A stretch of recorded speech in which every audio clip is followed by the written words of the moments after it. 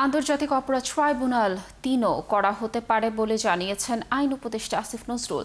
ট্রাইব্যুনালের বিচার কাজে সর্বোচ্চ গুরুত্ব দিচ্ছেন সরকার বলেও মন্তব্য করেন তিনি। সকালে আন্তর্জাতিক অপরাধ ট্রাইব্যুনাল পরিদর্শনে এসে এসব কথা বলেন উপদেষ্টা। দর্শক, এই বিষয়ে আরও তথ্য জানাবো। আন্তর্জাতিক অপরাধ ট্রাইব্যুনাল থেকে যুক্ত হচ্ছেন সহকর্মী মুহাইমিনুল খান অপু। ট্রাইব্যুনাল পরিদর্শনে আসা দুই উপদেষ্টার কার্যক্রম সম্পর্কে একটু জানাবেন আমাদেরকে, আর বিশেষ কোনো দিক নির্দেশনা রয়েছে কি? আজ আইন উপদেষ্টার বক্তব্যে কি তথ্য রয়েছে আপনার কাছে? আইন উপদেষ্টা আসিফ নজরুল এবং শিল্প উপদেষ্টা আদিলুর রহমান এবং চিফ প্রসিকিউটর তাজুল ইসলাম তারা সকাল ৯টার দিকে এই আন্তর্জাতিক অপরাধ ট্রাইব্যুনাল ২ পরিদর্শনে আসেন। প্রায় ৩০ মিনিট ধরে তারা এই যে নতুন যে ভবনটি তৈরি রয়েছে সেটি যে সংস্কার কাজ চলমান ছিল সেটি পরিদর্শন করতে তারা আসেন।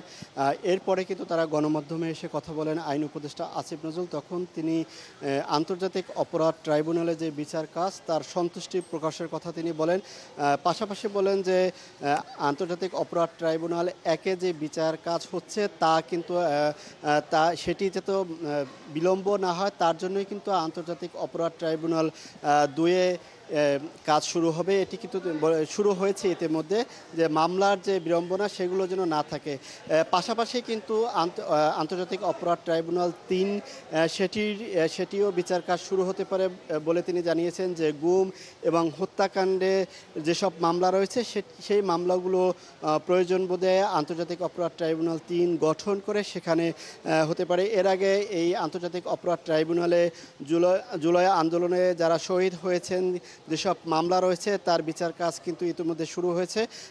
গতকালকে কিন্তু একটি মামলার যে সাবেক প্রধানমন্ত্রী শেখ হাসিনা এবং সাবেক স্বরাষ্ট্রমন্ত্রী আসাদুজ্জামান খান কামাল এবং সাবেক আইজিপি তাদের যে মামলাটি চলমান ছিল চলছে ৩ জনের বিরুদ্ধে যে মামলা, সেটির কিন্তু অন্তপক্ষে যে ৪০ জনের সাক্ষ্য গ্রহণের কথা বলা হয়েছে তার কিন্তু ইতিমধ্যে প্রায় ৩৫ জনের সাক্ষ্য গ্রহণ কিন্তু শেষ হয়েছে। সব কিছু মিলিয়ে আইন উপদেষ্টা যেটি বলছেন যে এই বিচার কাজ নিয়ে তারা সন্তুষ্ট প্রকাশ করেছেন এবং তারা আশা করছেন যে দ্রুতই এই বিচার কাজ তারা শেষ করতে পারবেন এবং নির্বাচনের আগেই কিছু দৃশ্যমান বিচার কাজ হতে পারে বলেও তিনি মন্তব্য করেছেন। তো এই ছিল সবশেষ খবর। লাবণী। অপু, ধন্যবাদ আমাদের সাথে যুক্ত থাকার জন্য। দর্শক, যেমনটি বলছিলাম যে ট্রাইব্যুনাল পরিদর্শন এসেছিলেন আজ দুই উপদেষ্টা, এ বিষয়ে সর্বশেষ তথ্য জানাচ্ছিলেন ট্রাইব্যুনাল থেকে আমাদের সহকর্মী মুহাইমিনুল অপু।